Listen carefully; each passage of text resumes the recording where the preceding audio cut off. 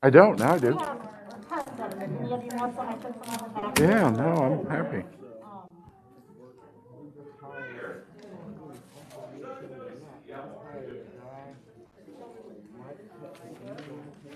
He probably has that 2-year-old data that he's gonna. Oh Lord. Huh.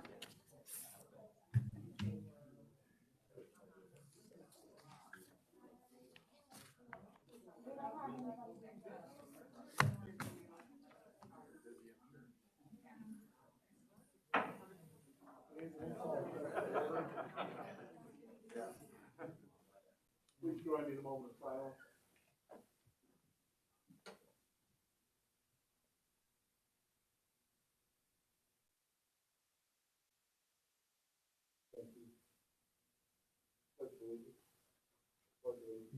To the flag of the United States of America and to the republic for which it stands, one nation, under God, indivisible, with liberty and justice for all.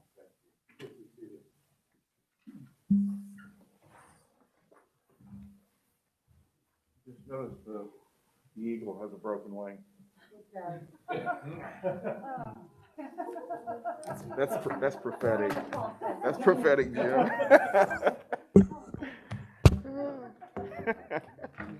Isn't there a song about that? So, let's do the roll. Dr. O'Neill, Present. Mr. Heater, Present. Mrs. Bales, Mrs. Barnes Griffin, Mr. Irvin, Present.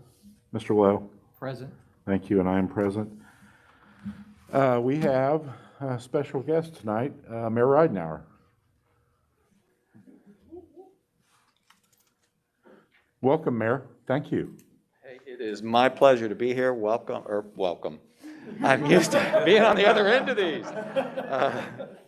I appreciate the opportunity. I had some conversations, and then based on those conversations, I asked for the ability to come before this board and really congratulate this board, Ball State, the administration, the teachers, and the students, because I'll tell you, things are looking up. And so and you all know this, but I just want to publicly say it. I did do this as and I probably should have gotten permission first, but I did do this as a Facebook Live broadcast some time ago when I first got these results. But I was looking at some results, and I will admit that I am the cheerleader for the city of Muncie. That's one of my jobs as mayor. So when I saw some good real estate numbers, I put those out into the community. When I see good numbers some good things that I see from Muncie Community Schools, I want to put that out. So I had mentioned this to a couple of teachers, and they did not know these numbers. And they didn't know how positive things were at Muncie Community Schools. So I just want to share them, and then it'll be my hope that you can get this to the teachers primarily, and then to the students. And so anyway, what I did is I looked at the results of the 10th grade student tests, the most recent that I found on the state website, and I just went to the 10th grade students, and I did it by school system, and I shared all this with Dr. Kay. And she confirmed my numbers. And so it's an Excel spreadsheet, so it's easy to sort. So I wanted to sort it and see where do we stand with other cities of similar size in the state of Indiana. And so when I did that, I came up with some pretty good results. And so I just want to say that the Muncie teachers and this school board and the administration have done a good job, and I just wanted to give a list of some of the school systems that we have better math scores based on these results. So Indianapolis Public Schools, so we're higher than Indianapolis Public Schools. Ben Davis High School. Gary Community Schools. This is one in particular because I won't say fight, but I wrangle with economic projects with the city, and they're viewed as one that's really on the uptick. But Kokomo, we have better results at Muncie Community Schools in our 10th grade students in math than Kokomo. And you don't hear people saying anything bad. It's difficult to find anybody saying anything challenging about Kokomo. And I'm not trying to challenge them. I'm just trying to show Muncie where we really are. Maryville, Richmond, Warren Central on the east side of Indianapolis, Hammond, East Chicago, Anderson, Michigan City. These next two I was really proud of, Lawrence Central and Lawrence North. And when I gave these results, I always say, that's Geist, folks. We have better math scores in our 10th grade schools than the Geist area has. Elkhart, South Bend, and another one I compete with a lot, which is Lafayette. So I just looked at similar sized cities, and I was comparing not my statistics that came out from the state website, that particular segment, and I just wanted to congratulate the Muncie teachers first, the school administration second, this board, and the Muncie students, and say thank you for a job well done. Please let me know what I can do as the mayor to help continue to improve and make Muncie what it should be. So thank you very much. Thank you, Mayor.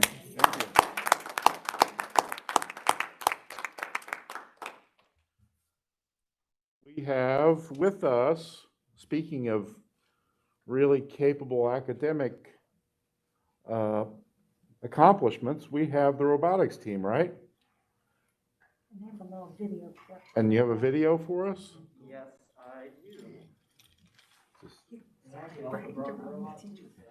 Southside. Southside. Okay, so gotta shorten that. So first off, before we get started, I just wanted to take a moment to introduce myself. I am Brian Jerome. I'm a brand new teacher at Muncie Southside Middle School. This is my first year teaching, so I'm pretty new at this, but I've gotten a pretty good foothold, and I really like being at Muncie Schools, and I really wanted to be able to share my love of robotics with the students, and I've actually brought two of my robotics students here with me tonight. Do you guys want to introduce yourselves? You guys want to go ahead and do that? Hello, I'm Lee Russell, in sixth grade. Okay.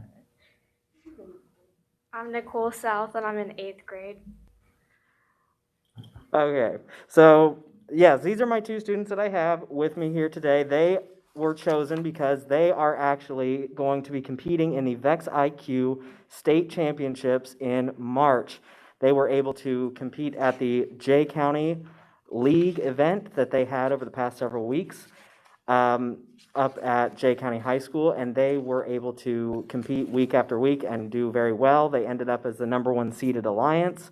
They ended up winning, and now they are qualified for the state championship, which is the very first ever team from Muncie to compete at this state championship. And it's been around since I was a sophomore in high school. So this is a very exciting time for Southside especially, and I'm very proud to kind of introduce you. So if you don't know what VEX Robotics is, it's a system that's been in place since about 2007. They actually created a smaller version for middle school, and that's what we have here today. It's made out of plastic snap-together components. And the tournament system, what they do is they actually have local events all over the state and then all over the country and all over the world.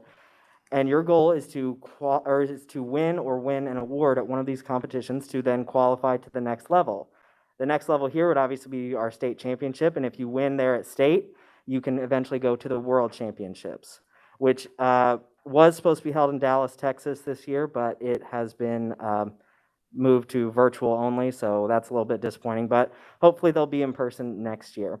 So I do want to share the video here with you. It's about a minute long. This shows their match that they have. The game that they played this year was to be able to pick up these orange pieces that you see, the orange, purple, and teal pieces, and stack them either on top of each other or put them in rows. My students were pretty smart, actually. They came up with a strategy that I didn't even think of to move them into rows because it actually is more points than actually stacking them up, because Kind of like tic-tac-toe, if you arrange them in a row, you get more points. So they were able to do that, and here's the video of their championship match that they have. So if you want to go ahead and play that video for us. If that'll work.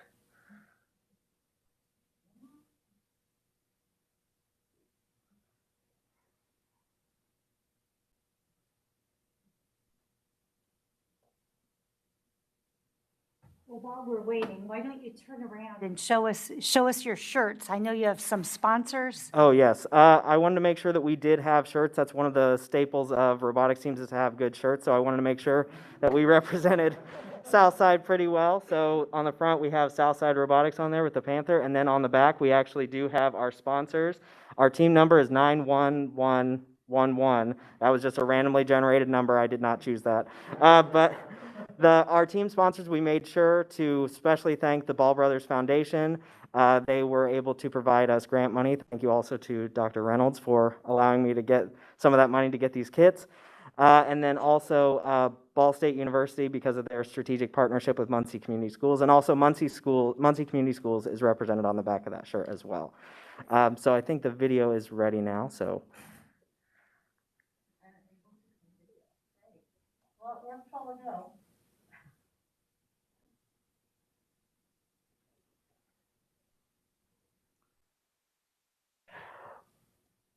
Well, if we can't get the video going, do you guys want to go ahead and turn the robot on? Because we can just demonstrate it here if that's the case.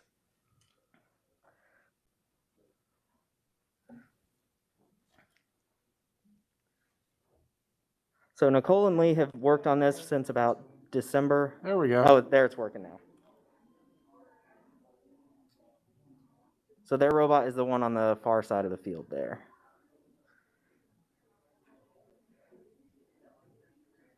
And they're working to score as many points as they can in 60 seconds.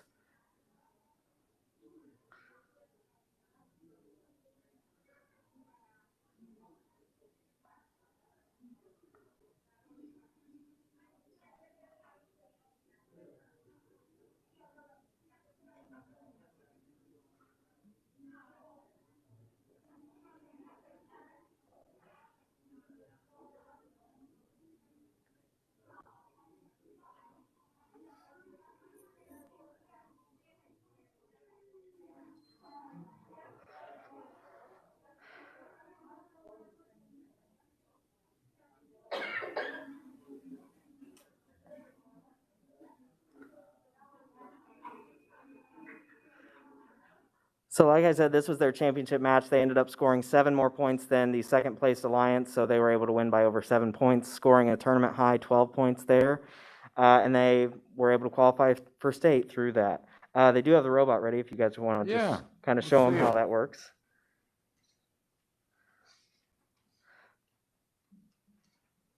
So the way the robot is designed, it's got like a spatula there on the front, and they're able to line it up, and they're able to pick up the risers just like that, and then set them down in the goals, and then just back away. So that is what they are, or that's what they were able to do, and that's what they were able to accomplish.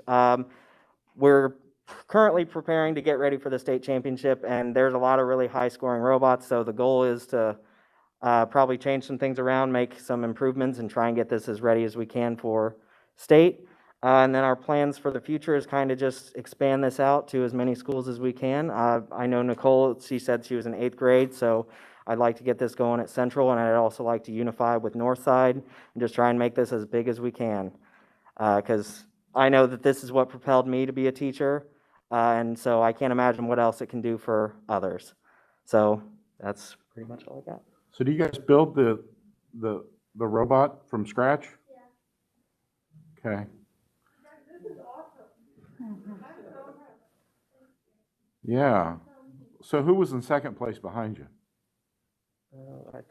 I believe it was a J County team and then Selma, I believe. Yeah, so how it works is there are actually 2 champions because you were paired with 2 robots, because as you saw in the video, there were 2 robots. The one was Southside, the other one was J County. Okay. That's really neat. So is there a syllabus or some type of classes that you take to help you develop your skills? That's actually kind of funny that you mentioned that. The class that I teach is engineering and technology. And I was also able to get a lot of classroom kits. So we built a very similar robot to this in our class. We actually played this exact same game, and Nicole was a part of that class.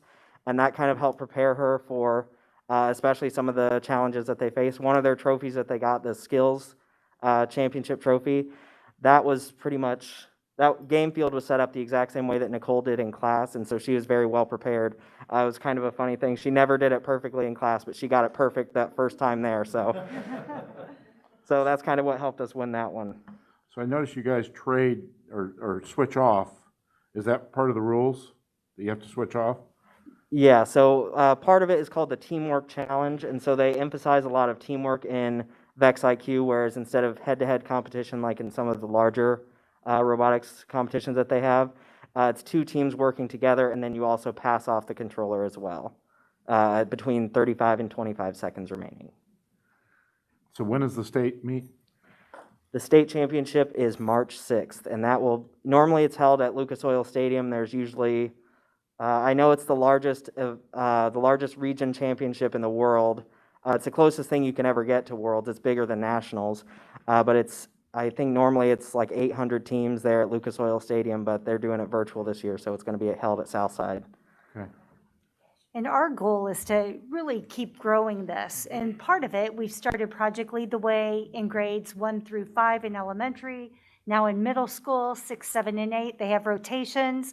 And so you get all of the students through 8th grade running through your classrooms. So students that may not even realize they're interested, and they get opportunities. And then we have after-school programming that they can continue if they have the interest. And then we'll continue at the high school. So we really hope we're going to be preparing kids for those future STEM jobs. Mr. Mayor? Sure. Well, I want to get the robot. I'm sorry. No, that's fine. And then if you would step out just a little bit. You think you're mayor or something? Well, this is big. This is big. Are you smiling? Thank you. Thank you. Well, you guys should be very, very proud. That's a really neat accomplishment. I always thought I wanted to build things as a kid, and I'd get started, and pretty soon I'd get frustrated and box it up and throw it back in the closet. So, that's remarkable. One more question. You may have said, what's the number of students you have involved? You may have told me earlier. The number of students that I have involved in robotics, right now, the only ones that have qualified are these 2. We did have a second group, so we had about, I think at our most, we had about 6 people in robotics. What I found, because I went to a school where we had a lot of this robotics already set in place, and I was fortunate enough that there was a group of older experienced kids who were high academic, high achieving kids that were able to kind of grow from there. And a lot of some of those students that may not be as high achieving, they kind of just stick to that, and they're actually able to excel just as much, if not more, because they've got a really good base to kind of learn off of and everything. So it may not be much, but I think we've got a good core at Southside to begin growing this into something really big. Thank you. Any additional questions? Thank you again for joining us. Okay, thank you. Gino, we're just hijacking this whole meeting here. Ray wants to show off his uniforms. Oh, sure. Chief Dudley, let's, We should have just had that. Dr. K indicated you had a modeling show for us. Yes, we do. Yes, I'm not one of the models too, so.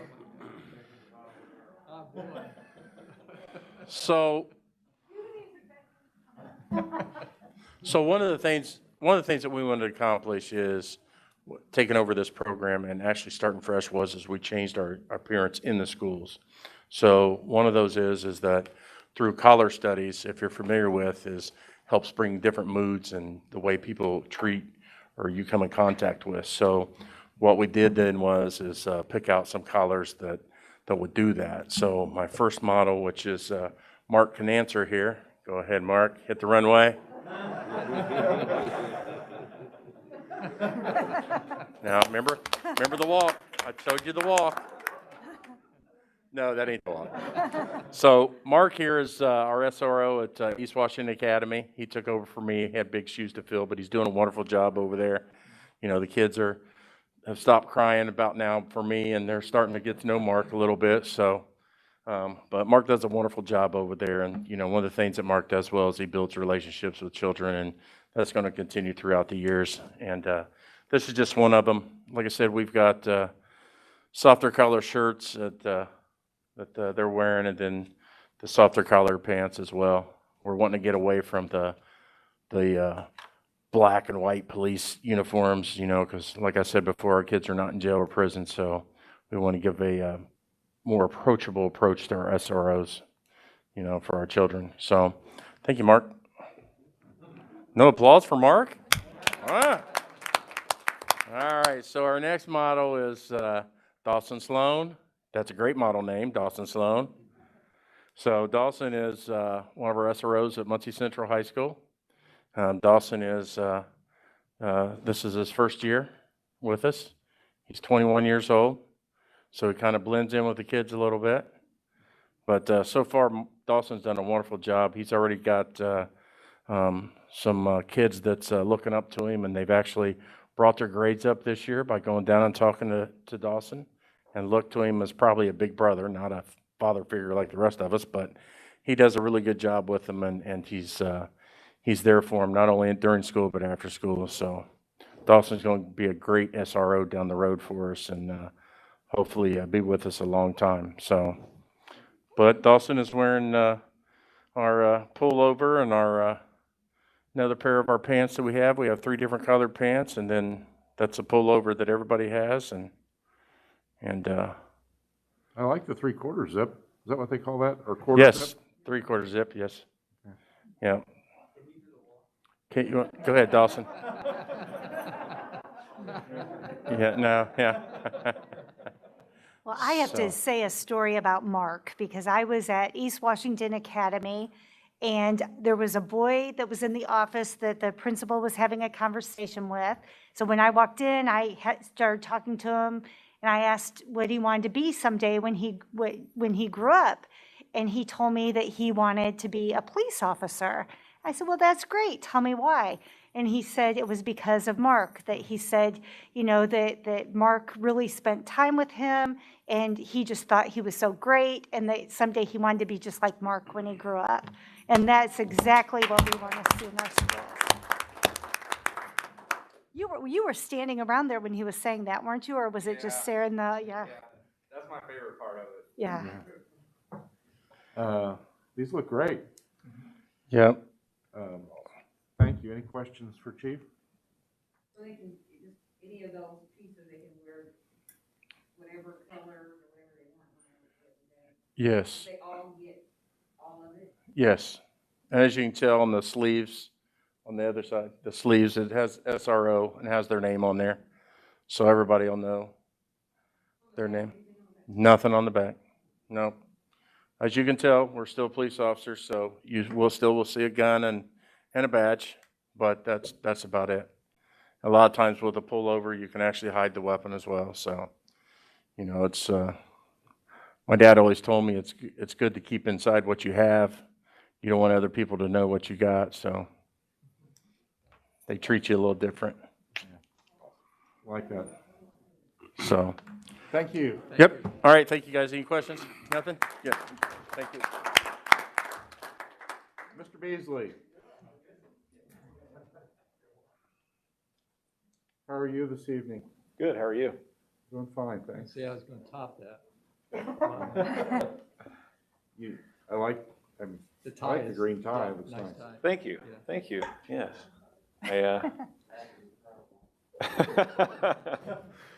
Well, Dr. Reynolds, that's what you said I should do. You said I should coordinate the PowerPoint with the tie, so. So this works for that? Okay, great.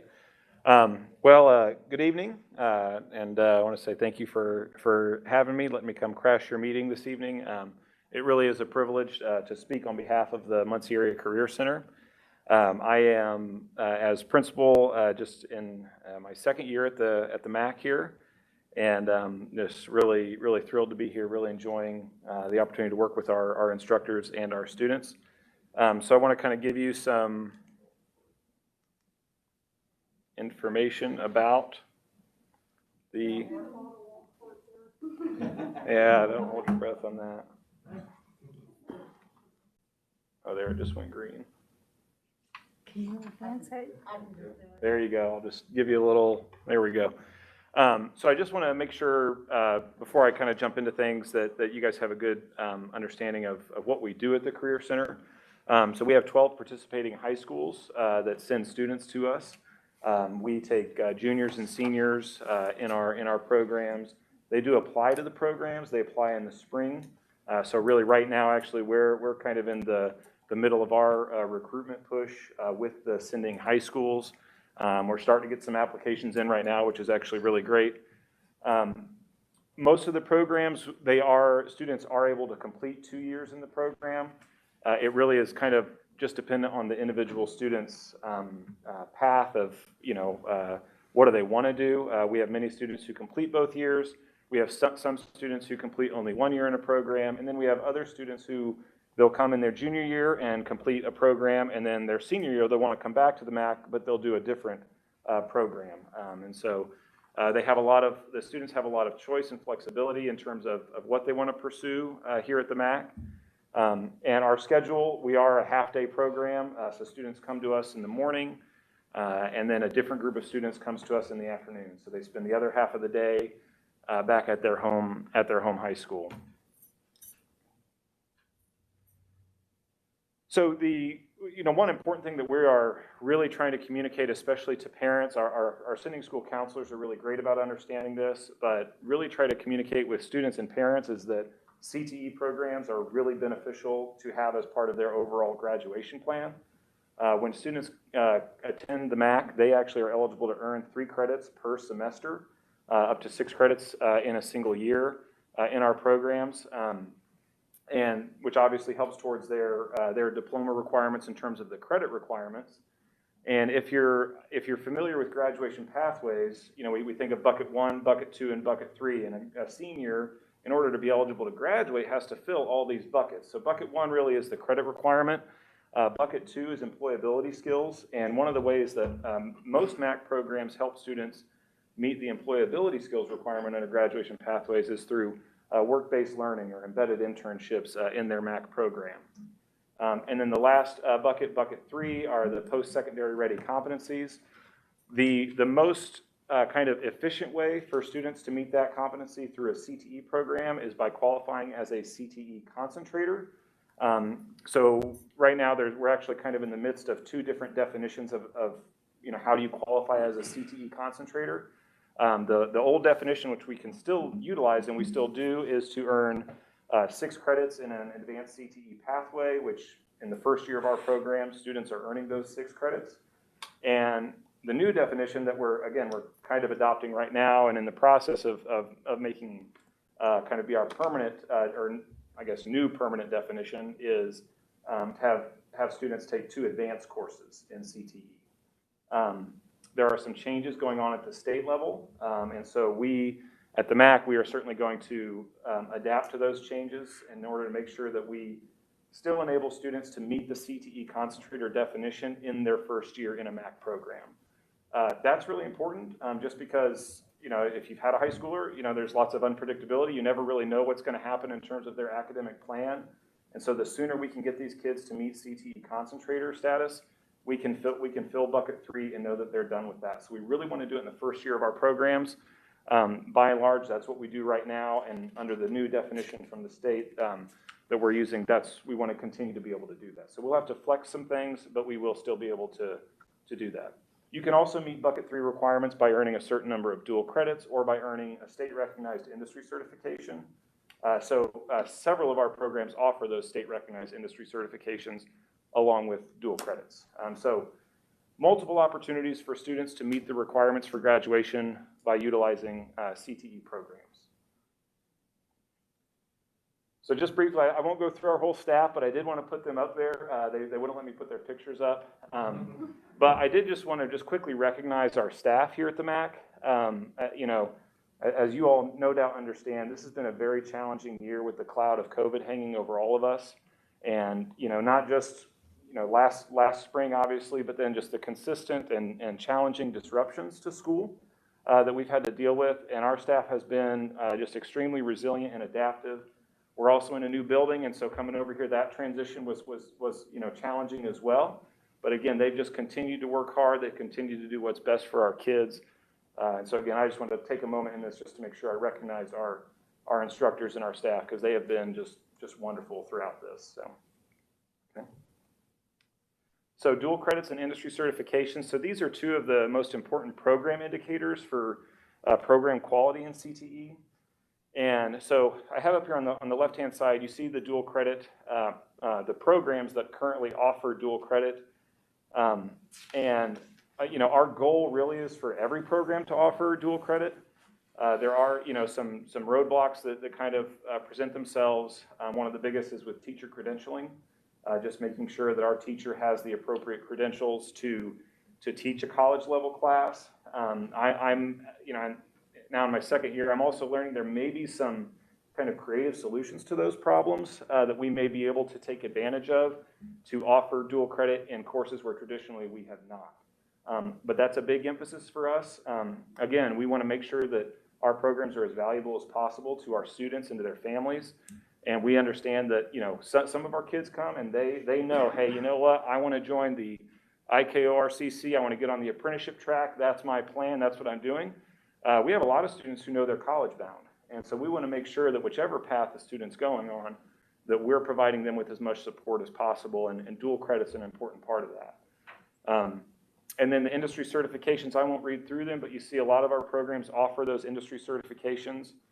And every year, we're still using the 1920. That's kind of a relic of just COVID challenges, I think, for DWD, but we're still using the 1920 list of Indiana's promoted industry certifications. Hopefully there won't be a lot of change, but we would certainly adapt to that.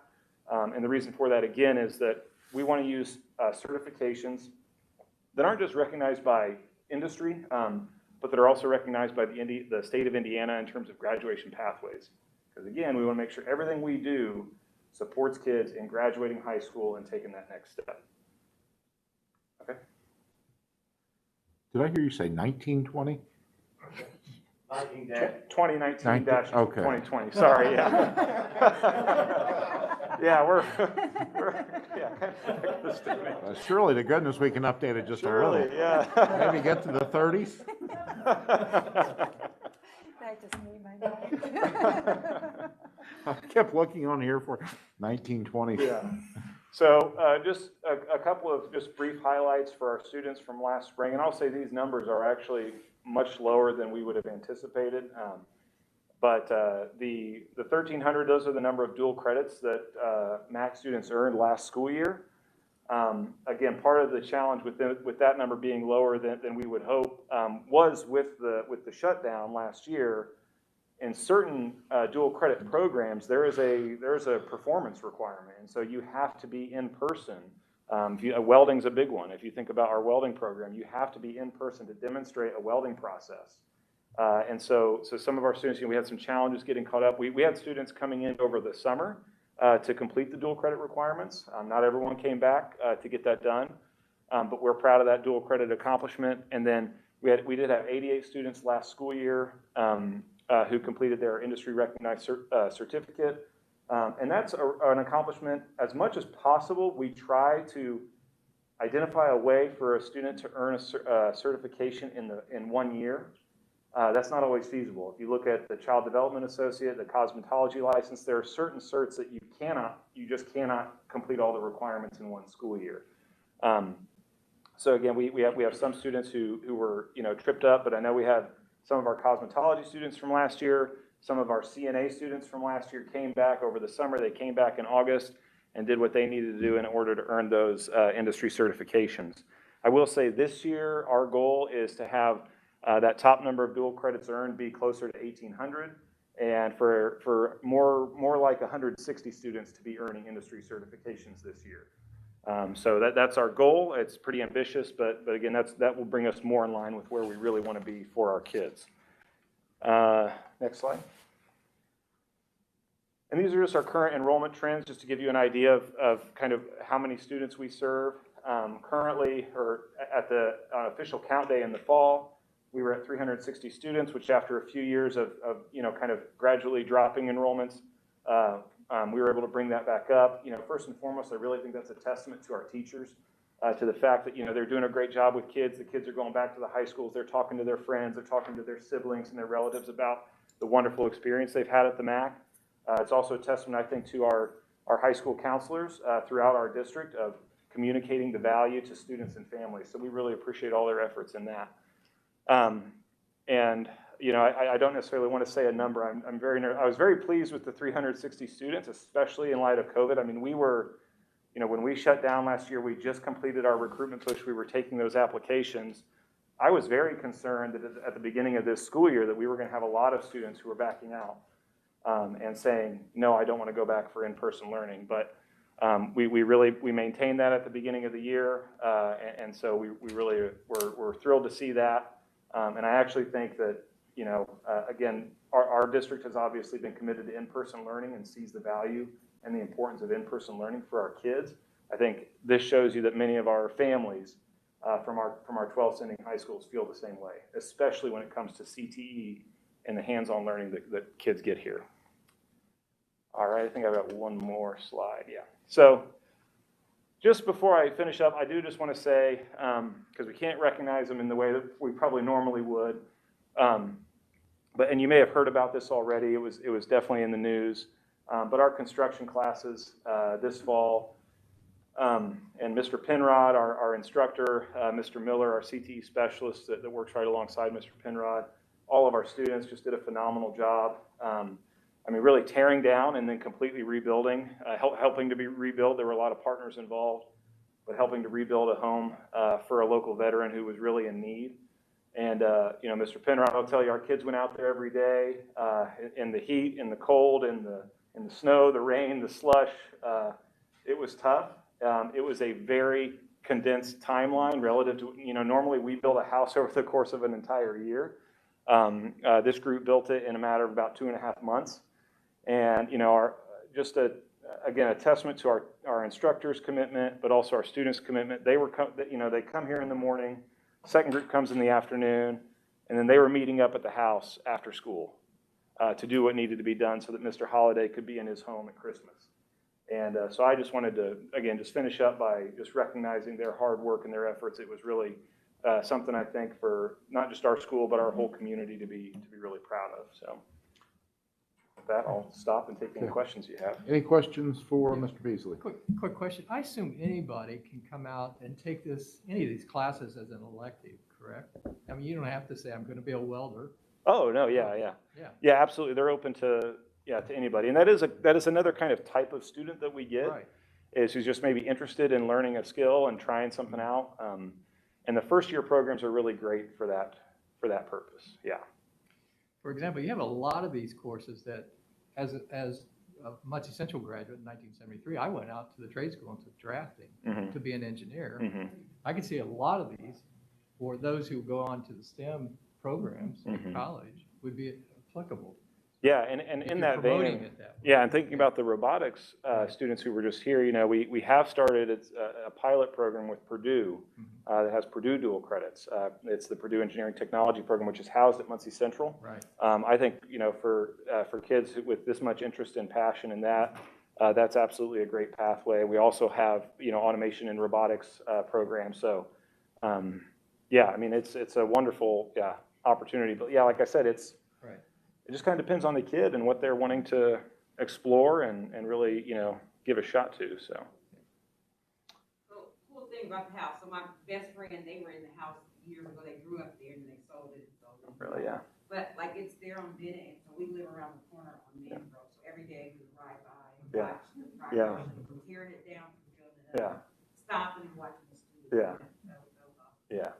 It was really neat, So, I guess I'll answer the call of duty, especially those who are away from home this holiday season. As we continue our focus on veterans, here's a story to brighten your day. An Army veteran in Muncie has a brand new place to call home tonight. The community came together to rebuild his house after the health department condemned it earlier this year. Door TV's Megan Santorum was there, and they showed it to them for the first time today. Well, John, this is everybody. And everybody, this is John. You ready to walk into your brand new home, buddy? This is the moment John Holiday got to see his brand new home. Overcome with tears of joy, the 77-year-old veteran walked inside his new 2-bedroom house, complete with furniture, Christmas decorations, and special touches like this Army plaque on the wall. Holiday was close to being homeless just months ago. The health department threatened to condemn his former house on this block, saying it had no power, running water, or sewage. The Delaware County Veterans Affairs Officer teamed up with students at the Muncie Area Career Center, as well as local contractors and organizations all across the country to get the funding and manpower needed to rebuild it. It's a wonderful, and I'm thankful from the bottom of my heart. Everybody done in this for this moment for person, you know.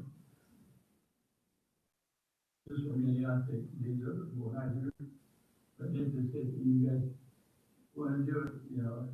And I know I was an outgoing hero in Vietnam. I just don't like the job over there to keep my head down so I can come back alive, you know. Holiday served in Vietnam from 1965 to 1967. He earned a Combat Infantry Badge and Vietnam Campaign Medal. Today, he was able to reunite with family members and spend time in his new house. Working for you, Megan Santorum, WRTV. So great to see you there. Thanks, Becky. I forgot I had the clip.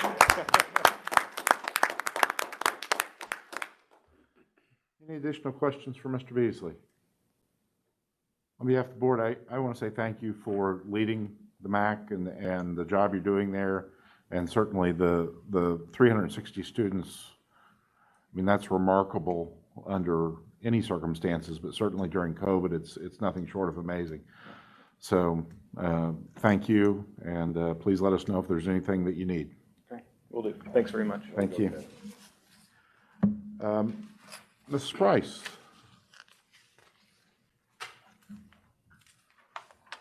All right.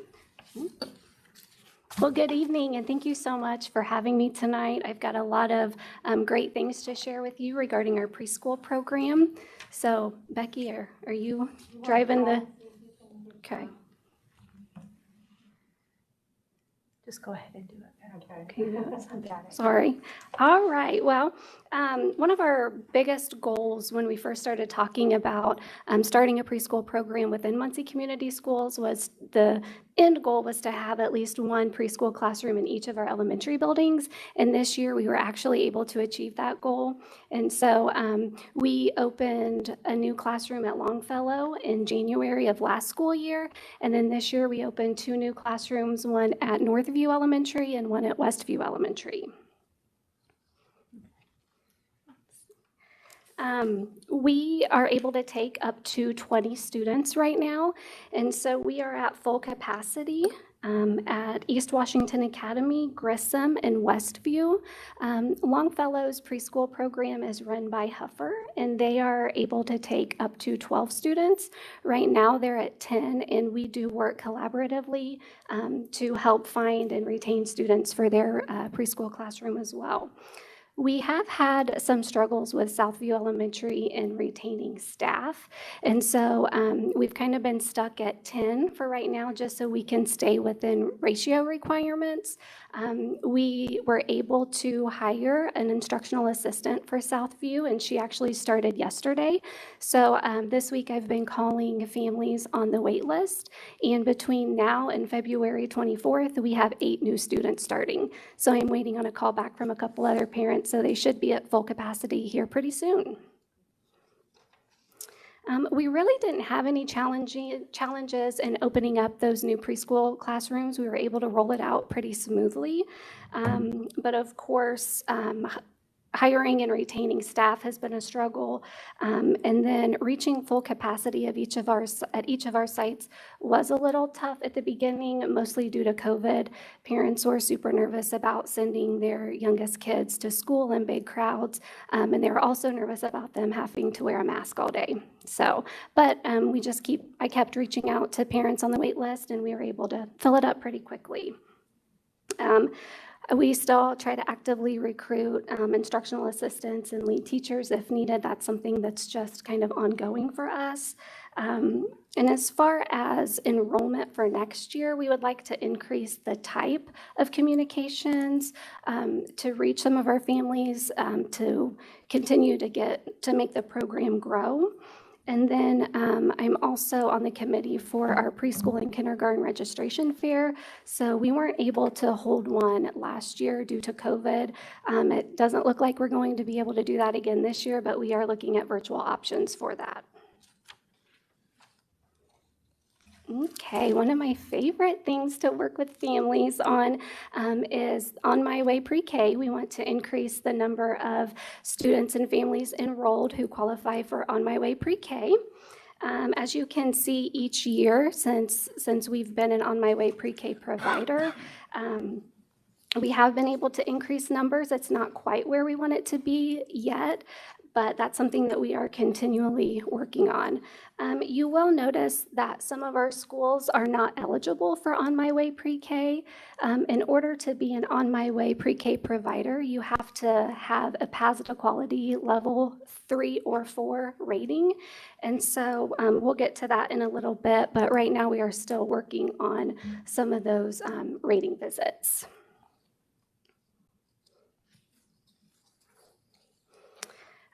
We've noticed when we look at challenges for increasing the number of On My Way Pre-K students and families, the application process can be a bit long for our families. They have to do a pre-qualification. If they pre-qualify, then On My Way Pre-K will send them a big packet in the mail. There are several types of documentation that's required. And so a lot of times our families will start the application process and then not always finish it. So I work pretty closely with Haley Reese. She is our On My Way Pre-K manager.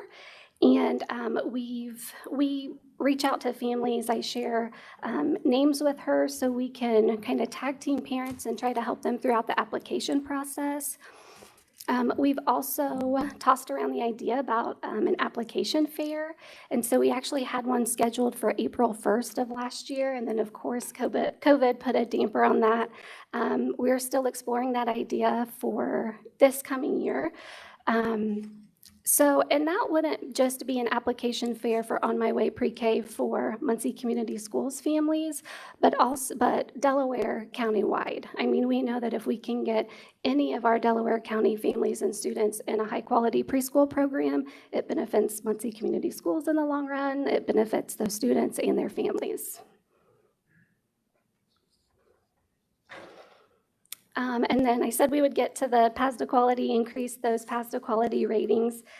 As you can see, our 3 established sites, East Washington Academy, Grissom, and Southview, are currently a level 3.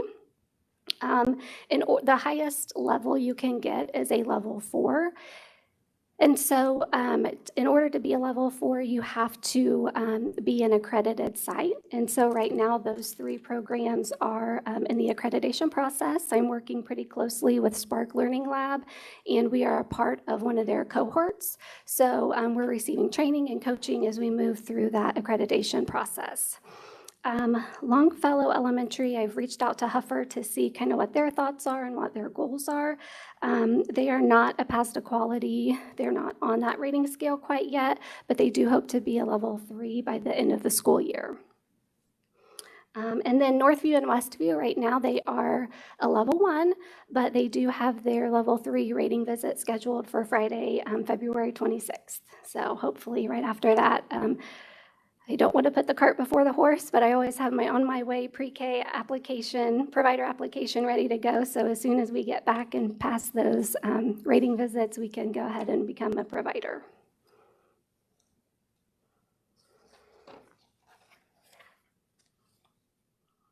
I think I've already talked about all those, Becky. I was moving a little too fast. And then our last strategy was to adopt a reading curriculum, and so we adopted Fontes and Pinnell. We did that over the summer, and we had our initial classroom implementation this fall. So think I've got a couple of pictures. Becky, our teachers really like it. They really enjoy the program. Students respond well to it.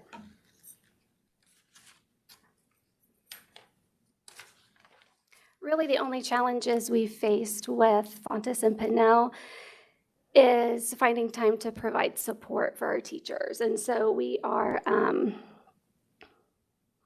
meeting on those early release days to provide support and other professional development opportunities. And that's all I got. Okay.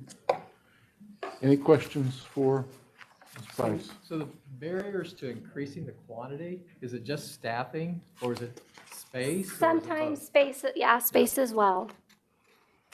The barriers is like the application process, are you going to help families not physically do it for them, help them through the Yes, yes.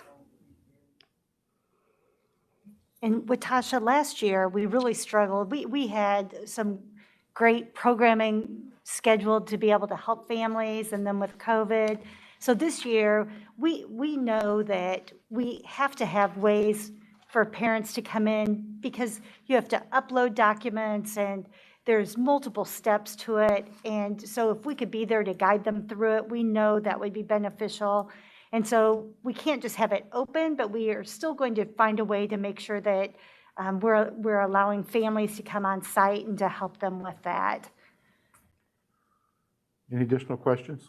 Well, just one more quick one. Do we have a process in place to measure how this is successful with the students, how they progress into first grade, second grade, third grade, and how they excel after going through these programs? I'm sorry, can you repeat that? I'm sorry. So do we have a process in place to track these students as they move into the school system to show that this is very successful? Yeah, And so how do you- Dr. how do you do that? Yeah, so Dr. K has asked for some of that information so we can see where those students are, if they're in Muncie Community Schools, if they're in one of our elementaries, or if they choose to go out of district. So one thing with that, we currently use something that's been developed that is a kindergarten readiness assessment. But it really right now is a observational survey. And so when you look at the validity and reliability, we're all over the place. So we have worked with By Five and George and Francis Ball Foundation. We're exploring different options. So just last week, we participated in a call with the University of Chicago where they actually developed a real robust system to measure, but the constraint is the amount of time, one-on-one with a student for about an hour. So that makes it really unattainable for our schools. But they developed something for Indiana that would be about a 15-minute assessment that would be valid and reliable. So we're having a follow-up conversation about that. But we know, if we're going to measure, so we have different markers that we put in our strategic plan. So how are we doing to have kids for readiness for kindergarten? Then by third grade, we'd have I Read 3 to see how are they performing. So we have different measures built in to be able to see are our interventions working or not. One of the things that obviously consistent with our innovation plan, it's one of the pillars, and George and Francis, along with By Five, are looking to partner with MCS directly in the coming year for the next round of grants to By Five. And what they're going to insist upon rightly is that we increase numbers in terms of children who are receiving the service, that we work on continuing to grow the On My Way pre-K numbers because that provides enhanced revenue. And then third, determining both qualitatively and quantitatively the impact on those students who are going through MCS pre-K. Now, over time. Right. So in other words, longitudinally going from pre-K to first grade, second grade, third grade. That's the purpose of those discussions with the University of Chicago. And Sarah, I know that Leanne has probably talked with you. I think, our goal is to basically double capacity, space permitting, And I know that we're looking at space constraints and whether or not that can occur. But I'm very pleased that we have Southview and EWA and Grissom at our path to quality, and getting everybody else up to 3 and 4, I think will help us on the recruiting. Now, the area that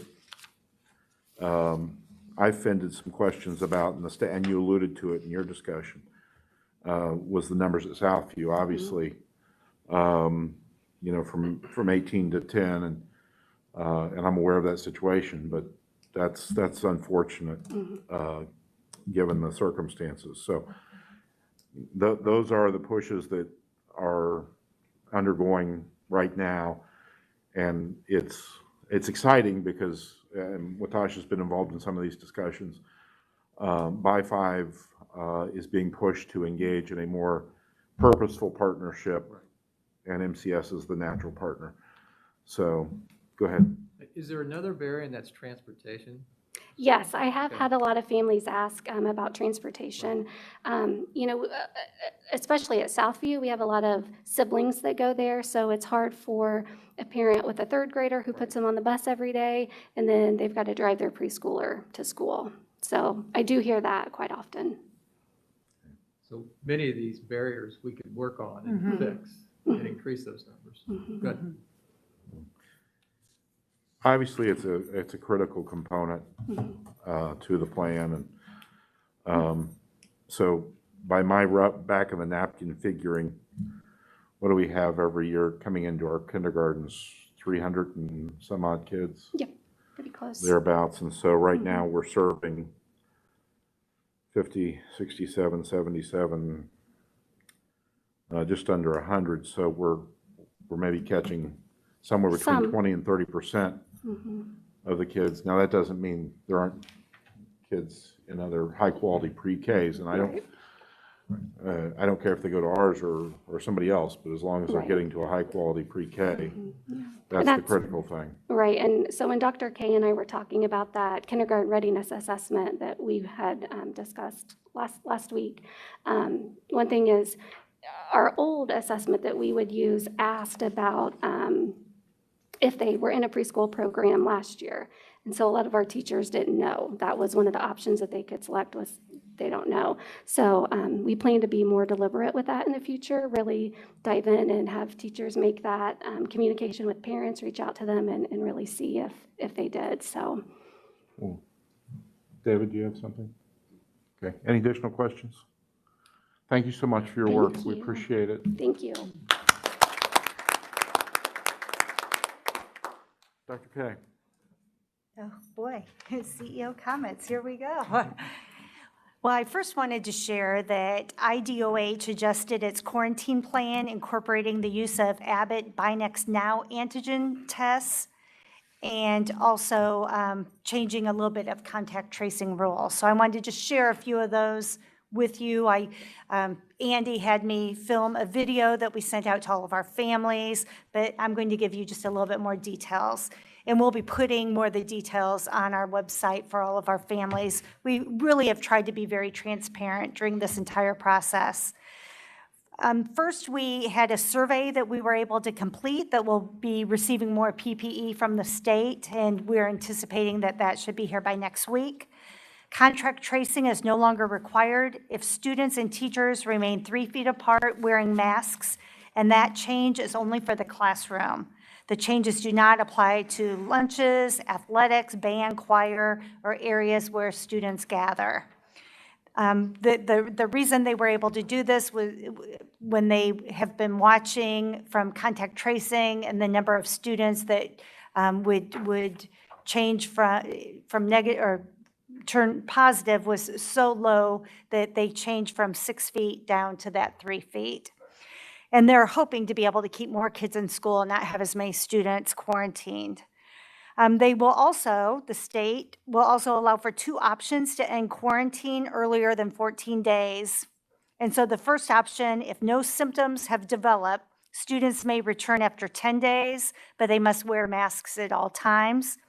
The other option, option 2, is to allow the student to return after 7 days if a PCR nasal swab was done on days 5, 6, or 7, and that they were negative, or if the antigen test that we'll be receiving upon return to school on day 8 is negative.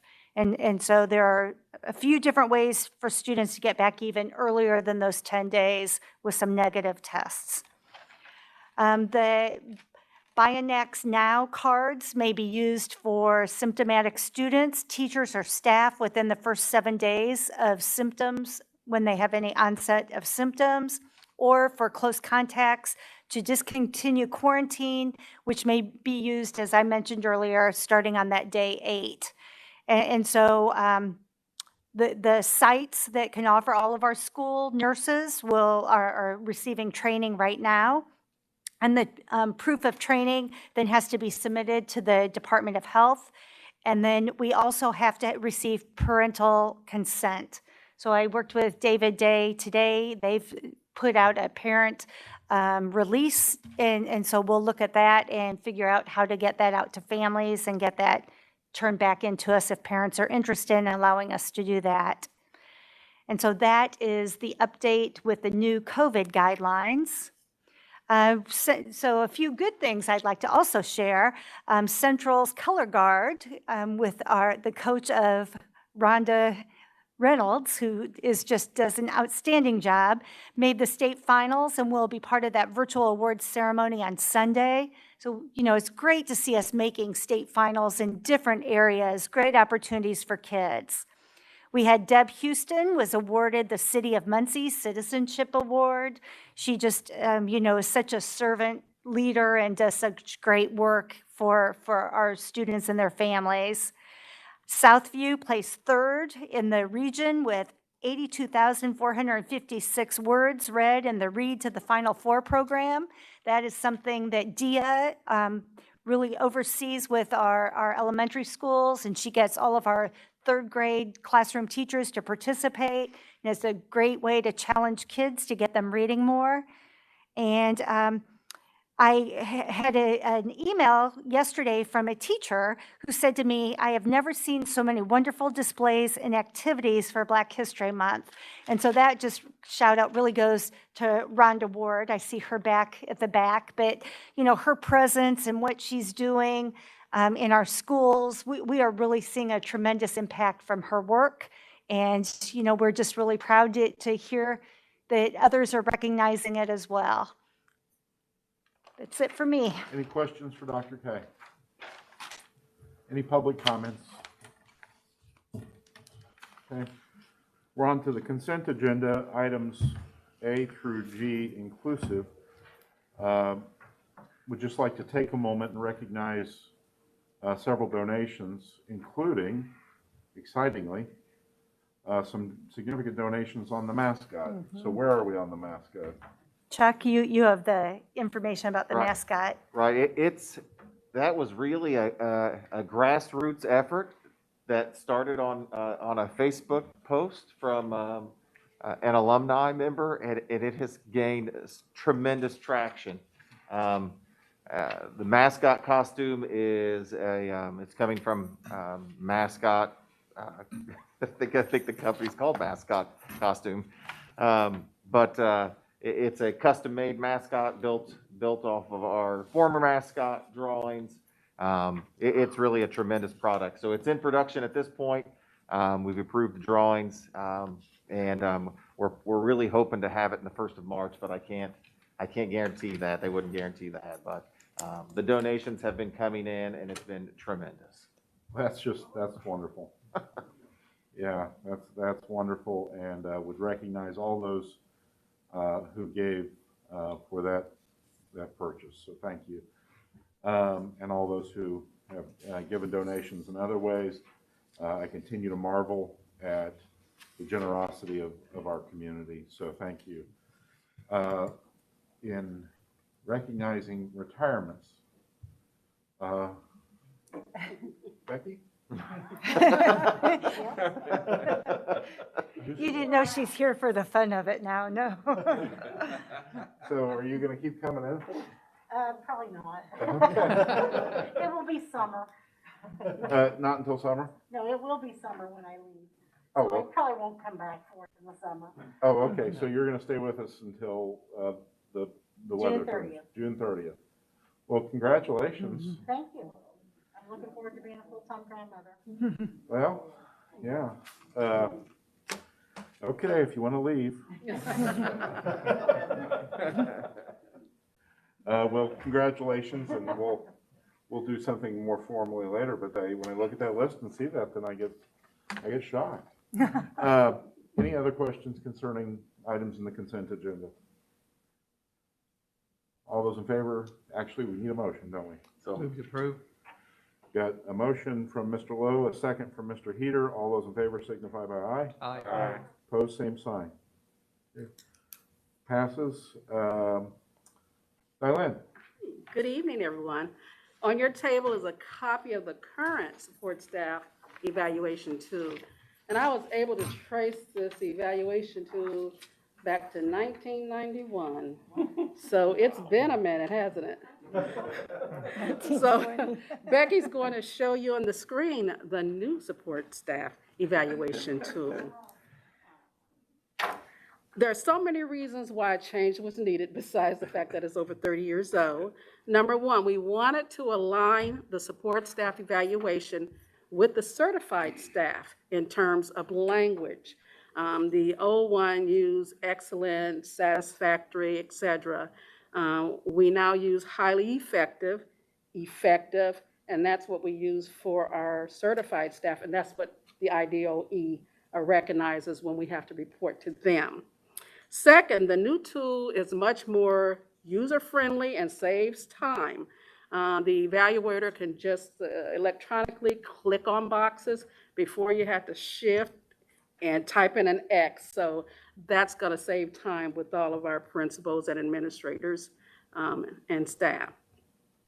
Third, currently, our support staff is evaluated every 3 years. We will be evaluating support staff every 2 years. We just think that's something that they need. They need to get that feedback. And just know that although we are on a schedule, we'll be on a schedule with that if there's any issues, an evaluator can evaluate support staff at any time. HR will email out this form tomorrow. Evaluations for support staff, it's due May 20th. And last, I just really like to thank all the administrators and support staff that looked at the tool, reviewed it, gave great input, including Becky. She was one that said, okay, we need a place to put comments for the person that's being evaluated. So we did add that. And I'm really proud of the tool that we've created for support staff and excited to get started with it. Okay, any questions?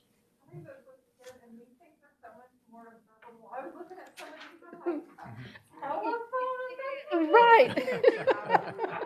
Exactly. Right. Any additional questions? Would entertain a motion to approve it? Second. Moved and seconded. All those in favor signify by aye. Aye. Opposed, same sign. Passes. Dr. Reynolds. Yes, thank you. I'm asking this evening for you to approve the 21-22 student handbook, or the student and family handbook and support guide. As you recall, the student handbook committee did an extensive overhaul last year of the handbook language and really consolidating our 4 handbooks into one student handbook. And not only that the handbook contained pertinent information, but an emphasis on positive behavior and a readiness to learn. We started a review committee back in December, made up of teachers and the guidance counselor, educational psychologist, administrator, student assistant coordinator, and MCS parents to begin to review the work that was done last year in preparation for the next school year. We charged the committee and we had a representative from every building. We charged that committee then to go out to the buildings and solicit additional feedback from their colleagues and, of course, their parent circles, from the parents that served on the committee as well. And handbook was received well. Not a lot of questions about the handbook or the content. Made a few grammatical error changes, updates, and a few formatting updates, and of course the dates. But other than that, we recommended that the handbook stay intact as revised last year. Okay. Any questions for Dr. Reynolds? So I might understand there was no substantive revision. That's correct. Okay. Would entertain a motion to approve. Would move that we approve the updated 2021-22 handbook. Moved and seconded. All those in favor signify by aye. Aye. Opposed, same sign. Thank you. Mr. Jerome, the easement for the recreational trail. Thank you. Included in your board packet is the permission to grant an easement for the recreational trail at the Muncie Central High School levee that borders right along the river there to the west of the property. And this is a project that's been going on for a couple of years, and this just allows the trail to be maintained. And what we have included in your packet is just we're looking for a permission to approve to grant this easement. Okay, any questions for Mr. Jerome? So Brad, initially, this is just it's not a paved pathway right now, right? It's That is correct. And when we met with those engineers, probably 2 years ago, it's like a crushed gravel thing that's supposed to be for ADA access. And I remember asking that question of them. I thought for ADA access, it always had to be paved, and they assured me it did not have to be. And so it's conducive to anyone to have access to that trail on both the beginning and the end of it. So going to be excellent. The view up there is phenomenal. Yep. Yeah. I think it is a nice addition. Any questions concerning the easement? Move approval. Mr. Heater has moved approval. I will second. All those in favor signify by aye. Aye. Aye. Opposed, same sign. Thank you.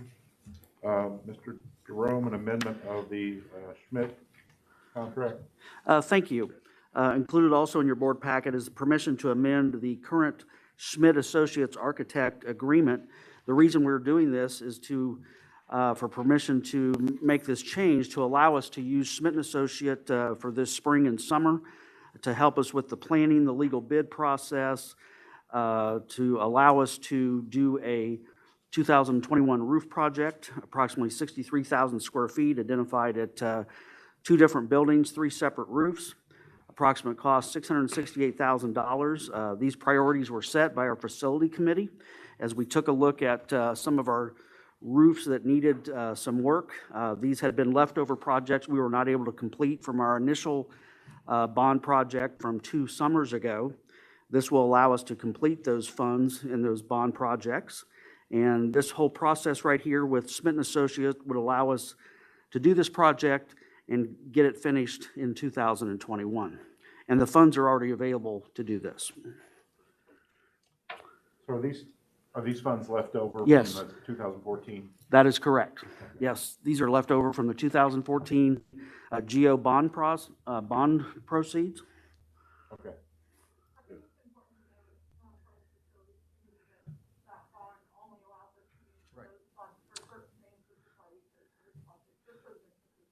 That's a correct statement. We consulted with legal counsel, and that is the initial assessment. Any leftover proceeds like that go for original uses of the original bonds. Correct. So we were circumscribed as to what that could be used for. So. Right. That is correct. Southside Middle School and Northview Elementary. So 2 at Southside, 1 at Northview. And that fee schedule, you've looked at it recently. Is that probably going to be about 8%? That'd be about the Okay. same. Yes. Any additional questions? Would entertain a motion to Move to approve. we'll move to approve. Mrs. Barnes Griffin, second. All those in favor signify by aye. Aye. Opposed, same sign. Thank you. Mr. Jerome, financial report. Thank you. This just also included in your board packet is our financial notes just for the financial results for the month of January. Obviously, that's just the first month of the new calendar year, so we're only 1 month into the 12-month calendar year of 2021. Always good to report that we're still receiving our state basic grant, a little over $3.2 million for the month. Still estimating to receive almost $39 million in that state basic grant. We ended the total checkbook balance at the end of January of a little over $28.5 million in the fund. Still projecting to be in a surplus position at the end of 2021 for both the education fund as well as all the funds.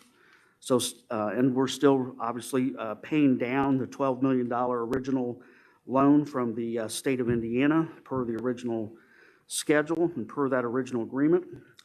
And I've included several worksheets, as I always do each month, that just shows that, the fund balances.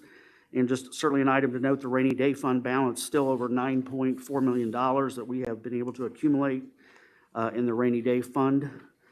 And still always trying to target more funds that we can put in that rainy day by the end of this calendar year. So obviously, still good information to report. And that really basically concludes our report for the month of January. Any questions for Mr. Jerome? Would entertain a motion to approve the financial reports. So moved. Been moved and seconded. Becky, did you get that? All those in favor signify by aye. Aye. Opposed, same sign. We should also congratulate the robotic team leader, who was Mr. Jerome's son. So you should be very proud of him. That's awesome that he's here and doing the things he's doing. They love robotics, okay? And he's got a small group of kids there at Southside Middle School, but he loved coming here. He loves being able to teach robotics. He loves the support that he has here from all the foundations with Dr. Reynolds and Dr. Hartley. And they're just on to something big, and they're just trying to start out with something. And I've been all over this country at these World Robotics competitions, and someday we'll be back to normal and we'll be able to go to some of those again. And it's just fantastic when you have the chance to go and see these teams from all over the world, and you realize your little old teams from East Central Indiana can compete on a world stage against everybody else all over the world, and they do well. So that's the goal. Glad he's here. When Brian walked up to the podium tonight, I thought I was seeing Brad about 30 years ago. A little bit younger. He hates to hear that. So. To keep us updated so that when they are competing in face-to-face, I would love to be able to go and watch them. If he would keep us informed, that is just fantastic. It's really cool. The last 2 years at Lucas Oil, well, they didn't have it last year, I'm sorry. But when you see that many kids, they roll up the football field, and it's down there on where the football field normally is. It's a fantastic place to see all that, and it's really, someday they'll get back together again. Yeah, So. well, it was enjoyable. I think I saw it on Twitter, and I think I said, oh, we got to get these folks in. Mm-hmm. Yeah, it's really neat. So, yeah, I know what you say. I can make my son Sam really break into a panic attack when I tell him in 1986 I looked exactly the same. You 23-year-olds start to sweat and start doing chin-ups. Okay. I don't have anything future, or if anything. You got nothing. I have no future. My future is bleak. Okay. I don't have anything further. I just like to thank the mayor for coming. Yes, I absolutely. really appreciate that. And I tell you, he's doing great things. He's doing good I mean, things. wonderful. Thank you, Mayor, for what you do. Appreciate it. Yes, Mayor, thank you, and thank you for staying. Yeah. Yeah.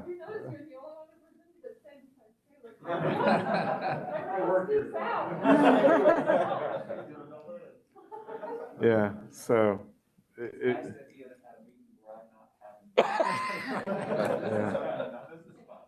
It is. Yeah. It's a lot of great There's stuff. lots to celebrate. We're blessed, and I don't think, is there any media here? No. So, with that, I would entertain a motion to adjourn. So be it. Mr. Lowe moved, Mr. Heater seconded. All those in favor signify by aye. Aye. If anybody wants a March Madness mask, let us know. because we can make sure you guys get some of Hook this. you up. There's a few up there on the table. Awesome. So, interesting. Becky, if you don't, I know you're not feeling well, I can clean up. Good job, everybody.